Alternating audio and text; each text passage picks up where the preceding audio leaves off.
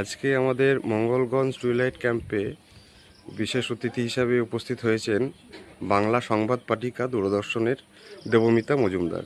নমস্কার দেবমিতাজি, কেমন লাগলো আমাদের এই মঙ্গলগঞ্জ টুইলাইট ক্যাম্পে এসে? অসাধারণ। এত কিছু নিয়ে আমি বাড়ি যাচ্ছি, মানে আমার পুরো ঝুলি ভর্তি হয়ে গেছে। সবচেয়ে যেটা ভালো লাগছে এখানে, মানে যারা যারা রয়েছেন, এত ভালো ব্যবহার আর এত সবুজ প্রকৃতি, মানে ঢেলে সেজে উঠেছে একেবারে বাংলার যে মানে এত সুন্দর রূপ। বারে বারে ফিরে আসতে ইচ্ছে করে। অরিজিৎ দা যেখানেই থাকবে সেখানেই ছুটে ছুটে আসতে ইচ্ছে করে। এখানে ইন্দ্রজিৎ দা, থ্যাংক ইউ। সত্যজিৎ দাকে পেয়েছি। এত ভালো ওনাদের ব্যবহার, যখন যখন খুশি মানে ওনাদের ডেকেছি, পেয়েছি। আর সবচেয়ে ভালো লাগছে আমার এই সবুজ ঘাস। সকালবেলা উঠেই এই সবুজ ঘাসে কুয়াশা পড়েছে, তার মধ্যে যখন হেঁটে বেড়াচ্ছি মনে হচ্ছে সবুজ গালিচা। এত একদম সুন্দর পরিবেশ, মানে এক কথায় অনবদ্য, অনন্য, অসাধারণ।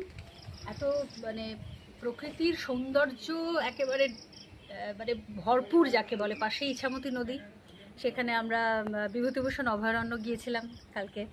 তার ঠিক উল্টো দিকেই পারমাদান জঙ্গল নাম দেওয়া হয়েছে, ওখানটাও ঘুরে এসেছি। ভীষণ সমস্ত রেয়ার গাছ রয়েছে, অর্জুন গাছ রয়েছে। সেখান থেকে আমি অর্জুনের ছাল আমাকে অরিজিৎ দা জোগাড় করে দিয়েছে, ওইটা নিয়েছি। আর আমার ছেলেও প্রকৃতি খুব ভালোবাসে, ওকে নিয়ে আবার মানে আসবার ইচ্ছা রয়েছে। আমার হাজব্যান্ডও খুব ভালোবাসে প্রকৃতির মধ্যে।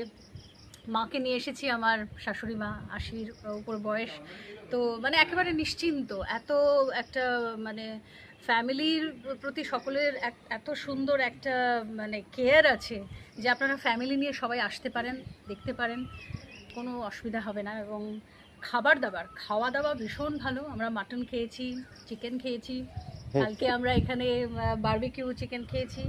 এত ভালো লেগেছে সব কিছু, মানে আমি তো কিছু দেখতে পাচ্ছি না যেটা ভালো লাগেনি, এরকম বলা যাবে না। এত প্রকৃতির মানে এত সুন্দর সমস্ত ফুল গাছ, আর 24 ঘন্টা সার্ভিসিং এত ভালো সব কিছু।